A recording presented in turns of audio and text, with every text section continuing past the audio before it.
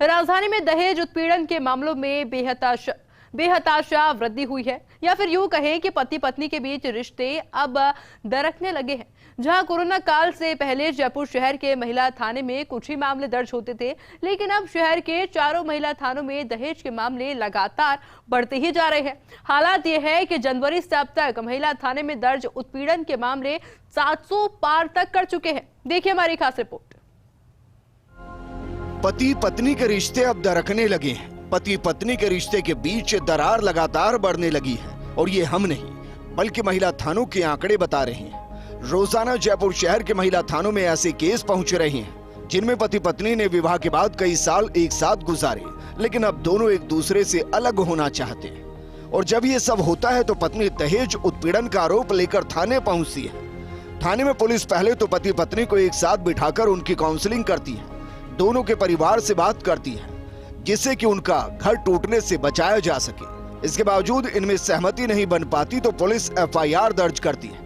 दहेज उत्पीड़न का मामला दर्ज होने के बाद भी पुलिस आखिर तक यही चाहती है कि किसी भी सूरत में दोनों का घर बचाया जाए। पुलिस की कोशिश रहती है कि पति पत्नी एक दूसरे के साथ रहना स्वीकार कर ले, तो कोर्ट में राजीनामे का शपथ पत्र पेश कर मामले में कार्रवाई स्थगित करवा दी जाए। काउंसलिंग की जो प्रक्रिया है बेसिकली हर स्तर पे प्रयास रहता है पुलिस का, क्योंकि चूंकि मैट्रिमोनियल डिस्प्यूट है जो आपस में किसी बात को गतिरोध को लेकर के हो जाता है, तो उसको प्रभावी काउंसलिंग महिला सलाह शिक्षा केंद्र के माध्यम से भी कराई जाती है, थानाधिकारी महिला थाने द्वारा भी कराई जाती है, और आवश्यकता पड़ने पर सीनियर ऑफिसर को भी इन्वॉल्व करके उसमें प्रयास किया जाता है कि काउंसलिंग करके किसी तरीके से घर बसाया जा सके। और उस काउंसलिंग की प्रक्रिया के दौरान में और प्रकरण की जांच के दौरान में अगर साक्ष्य आते हैं जिसमें अपराध घटित होना पाया जाता है तो तुरंत उसमें कार्रवाई भी की जाती है। उधर विधि विशेषज्ञों की माने तो इनका कहना है कि महिलाएं अपने अधिकारों के प्रति जागरूक हुई है। अपनी गरिमा से वो घटिया समझौते नहीं करना चाहती। वो दाम्पत्य जीवन तो चाहती है मगर अत्याचार सहकर नहीं। सच्ची सहभागिता तभी संभव है जब एक दूसरे से प्रेम और विश्वास कायम हो।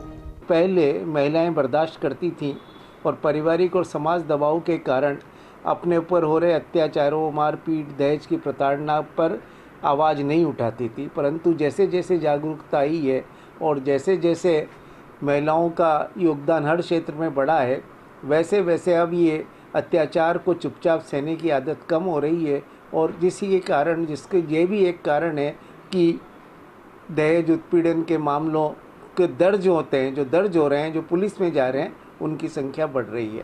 दिन प्रतिदिन दहेज प्रताड़ना और घरेलू हिंसा समेत तलाक के मामलों में बढ़ोतरी हो रही है। जयपुर में 5 पारिवारिक न्यायालय कार्यरत हैं। इनमें 10,000 से ज्यादा मुकदमे लंबित हैं। इन न्यायालयों में हर महीने करीब 150 से 175 तलाक होते हैं और तकरीबन 500 से ज्यादा नए मुकदमे दर्ज होते हैं। ऐसे में जरूरत है इन केसेस में कमी लाने।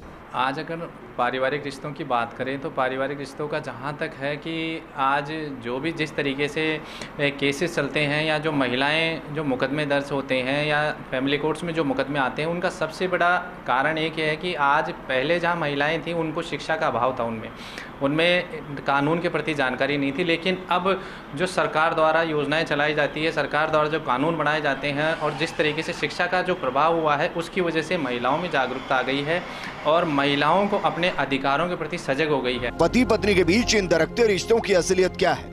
धैर्य की कमी और अहंकार के साथ संघर्ष करने की शक्ति में कमी के चलते पति पत्नी का रिश्ता टूट रहा है। ऐसे में एक बार फिर जरूरत है संयुक्त परिवार प्रणाली को याद करने की, जिससे कि टूटते परिवारों को बचाया जा सके। सत्यनारायण शर्मा के साथ कमलकांत व्यास, फर्स्ट इंडिया न्यूज, जयपुर।